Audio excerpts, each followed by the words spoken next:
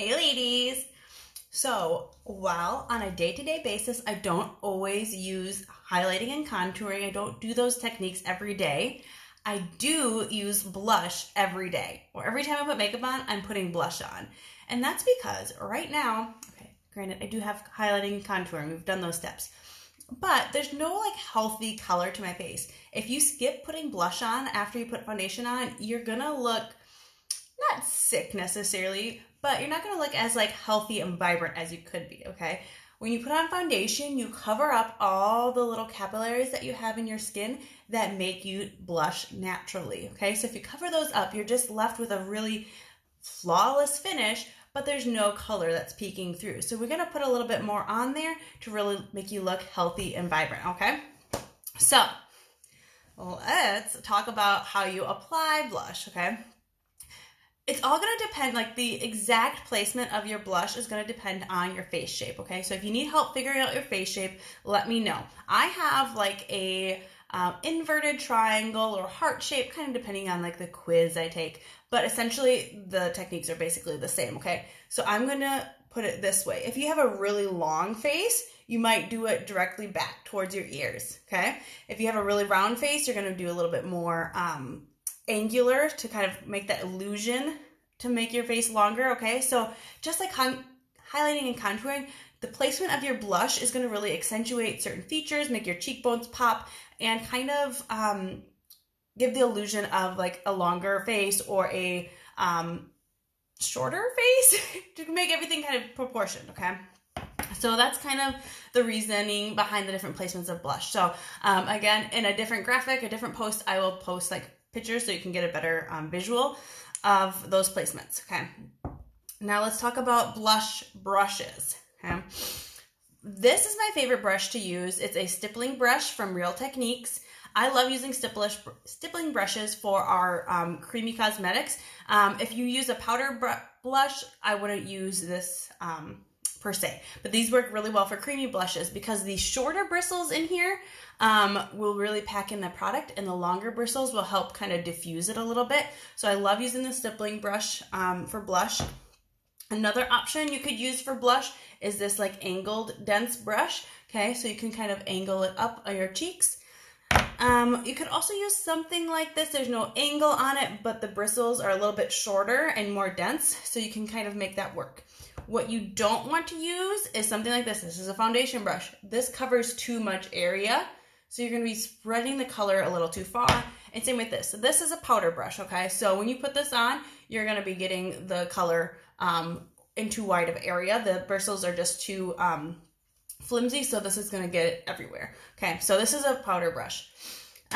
So like I said, my favorite, especially for our BlushSense and our ShadowSense for putting on our creamy like blush, I love the stippling brush, but otherwise you could use like an angled kabuki brush as well. Okay.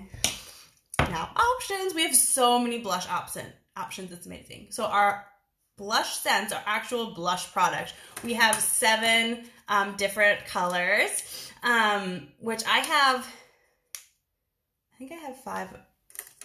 I think I have 5 of them. There are 7. I have 1 more on the way to me, but these are what we've got. Okay, so I've got Toasted Rose, which is my first. I absolutely love it. It's very similar to Chocolate Cherry. Toasted Rose is warm. Chocolate Cherry is cool tone, but they're very similar. Hey. Kind of like a chocolatey, dusty pink. Okay, so really nice natural color. Then you have Bronze, which is a warm bronzy color. Pink Berry, which is a really bright, vibrant pink. I promise it doesn't have to look this bright when you put it on. You can put just the tiniest bit and it'll still blend out beautifully. Then we have Pouty Pink, which is a really like light pink. This is really good if you're super like pale. It's gonna look really nice. And then Cherry, which is our like red one. Again, it doesn't look this pigmented when you put it on. And then, like I said, we have Chocolate Cherry, which is similar to Toasted Rose, but a different undertone. And Terracotta, which is kind of peachy. And I actually have that one on its way to me, but it didn't make it here in time for the video. Then we also have our Silver Rose Translucent Powder. So this is great. You just pump it a couple of times. You can adjust the brush to have a more precision brush versus a bigger brush. But again, this powder brush isn't as big as this one, so it's still going to keep it in the area that you want it to. Okay, so this is Silver Rose. It's super pretty. It has like a rosy color with shimmer in it. We also have a bronze translucent powder, which would be great for bronzing as well. Okay, and then you can use our SenePlex as blush. We have so many beautiful, especially limited edition colors. We have so many different pinks and things that you can use for blush. These are 3 of our permanent colors. We have Mulberry, Pink Posy, and Desert Rose, which Desert Rose is so gorgeous because it's like semi-matte. It has like a slight shimmer to it, so it's so, so beautiful. So you can also use SenePlex. And the thing I love about the creamy BlushSense and the creamy SenePlex is it blends so nicely into your skin. It just looks really natural. Okay, so those are all the different options you have for blush, okay? So now we're gonna apply it. Okay, and I'm going to use the Pink Berry just so I can show you that even though it looks really crazy, it doesn't have to when you put it on, okay? So this is as much as I'm using, okay, guys? This is just the tiniest dot.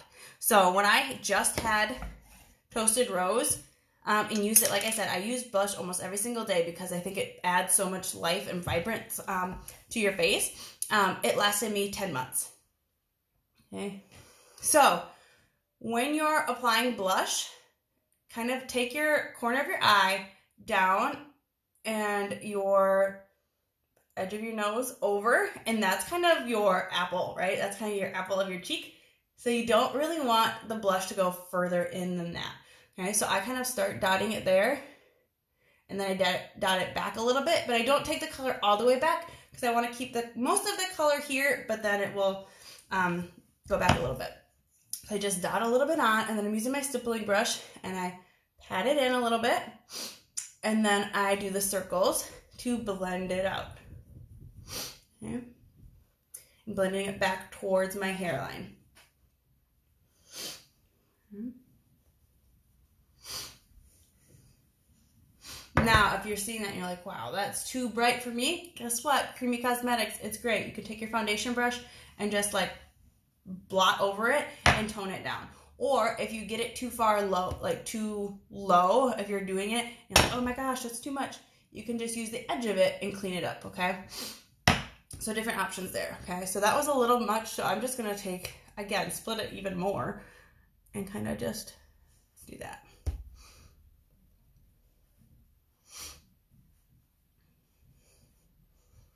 And I kind of do like the little half a smile with this as well, kind of bringing it up. Up and back, up and back.